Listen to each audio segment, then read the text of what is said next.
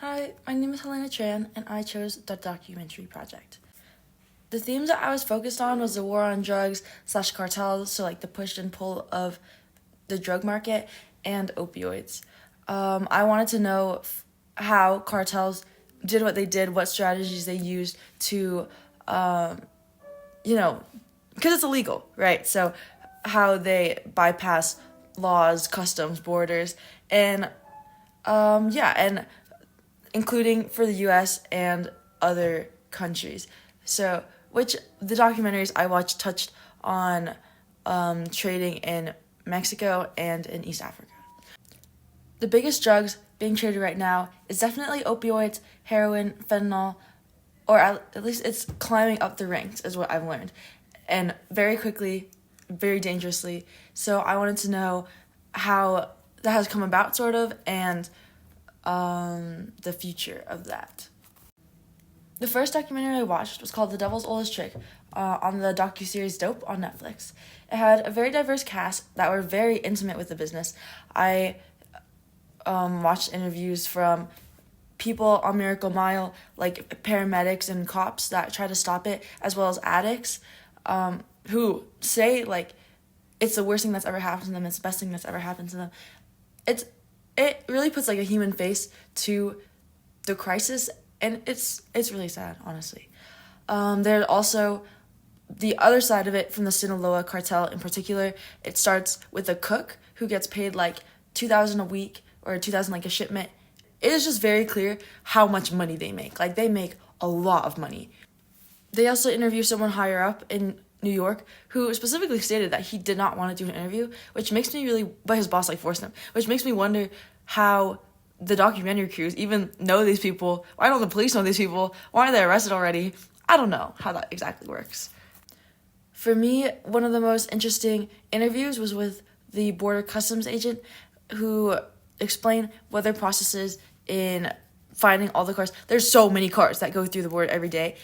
They have a lot of specific techniques used, like searching every single nook and cranny of the car and like looking for people, nervous ticks. Like, it's really subtle, and sometimes they don't get everybody, but that's their technique. But I'm sorry to say, I'm not going to spoil The Devil's Oldest Trick. You have to watch it yourself.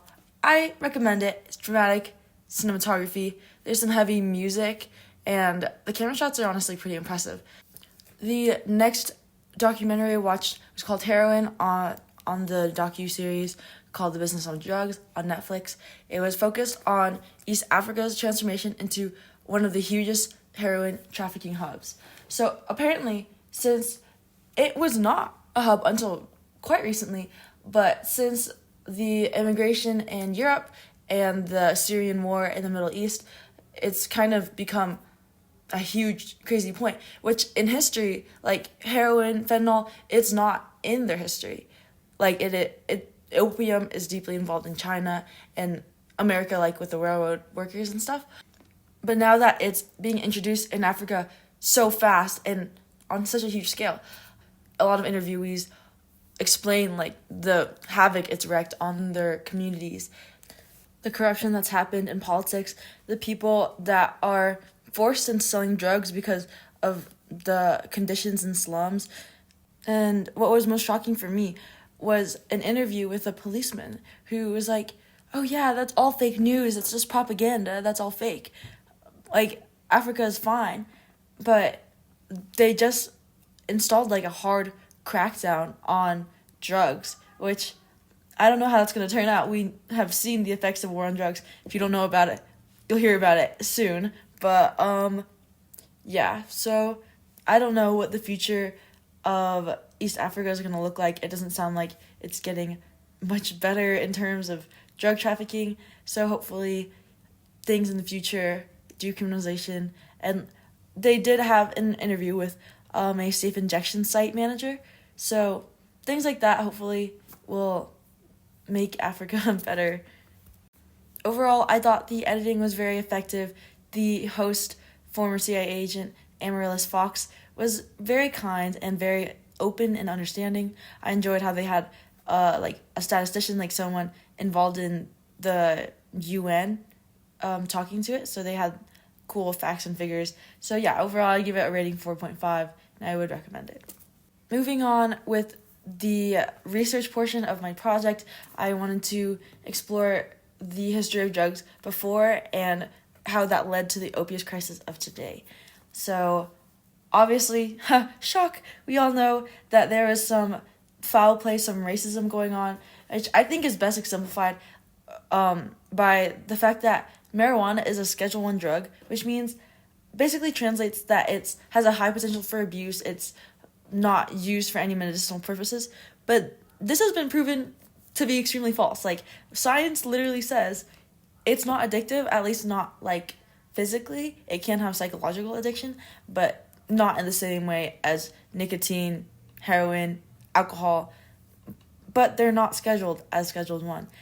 Obviously, that is some sort of injustice, especially as despite the same numbers of usage and participation in illegal drug activity for white people and black people are still 3 points on average throughout the country, and differing between different states, 3.6 times more likely to get arrested than white people on marijuana-based charges.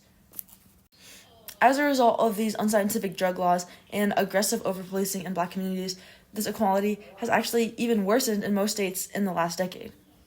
The drug crisis has also unfairly impacted people in poverty, as overdose rates are significantly higher among poor and homeless communities. This is due to a variety of factors, including loss of access to filling prescriptions, lack of support from the community, and sourcing less safe drugs from the streets.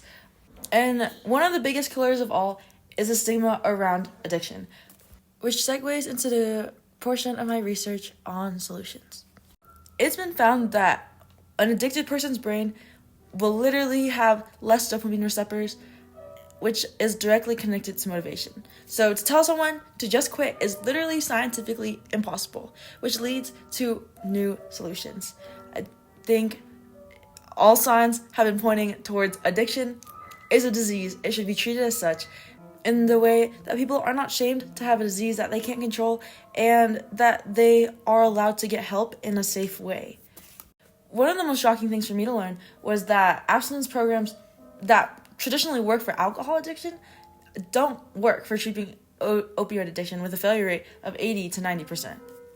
But it was also very cool to learn that drugs like methadone work in a way that targets the same receptors that heroin, fentanyl does, but in a way that can be used to wean off those drugs, so recovery actually can happen. I also really like the idea of safe injection sites, which was covered early in this class, but basically a site where someone supervises you, gives you new needles, so infectious disease such as HIV are not shared throughout a community, causing more deaths. Something we can do in our own personal lives, I think, is to spread awareness or education about opioid addiction to the people around us. Know that addiction is a disease. A lot of factors play into whether someone tries a drug or not, and whether they get hooked or not. And finally, one of the more hypothetical solutions for the future is decriminalizing drugs, which I guess is not hypothetical because it's been done in European countries such as Switzerland, Germany, the Netherlands, Denmark, and England, as well as Portugal, which gives the finest example of reducing drug-related deaths, illegal drug abuse, and a communicable disease, while improving access to addiction treatment, overall health and well-being, all while reducing overall healthcare costs. The overall argument is, if it's decriminalized, the government can have more control over it, can give it to people in a safe manner that is regulated, all while reducing the drug market and helping people struggling with addiction in a safer manner.